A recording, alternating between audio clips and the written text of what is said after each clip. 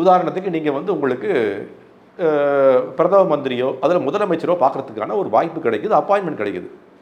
நீங்க என்ன பண்ணுவீங்க? அவரை பார்க்க போறோம், ஃபோட்டோ எடுப்பாங்க, டிவியில வருவோம், Facebookல வரும் அப்படின்னு சொல்லி நம்மளை எல்லாம் தயார்படுத்திக் கொண்டு செல்றோம். ஏன் யாராவது நீங்க பார்த்துருக்கீங்களா? பிரதம மந்திரி அப்பாயின்மெண்ட் கொடுக்கும்போது அவர்கள் வந்து பனியனோடையோ அல்லது சட்டை அணியாமலோ அல்லது ஷார்ட்ஸ்லையோ போய் பகவான் அவர் பார்க்குறத பார்த்துருக்கீங்களா? ஏன் பண்ணுறதில்ல? அவருக்குன்னு ஒரு மரியாதை இருக்குது.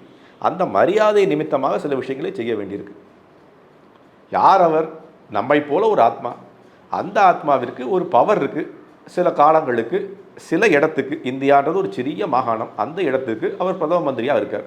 தமிழ்நாடு, அந்த தமிழ்நாட்டுக்கு ஒரு முதலமைச்சர், அவர் சின்ன மாகாணத்துக்கு சில காலங்களுக்கு ஒரு முதலமைச்சராக இருக்க போகிறார்.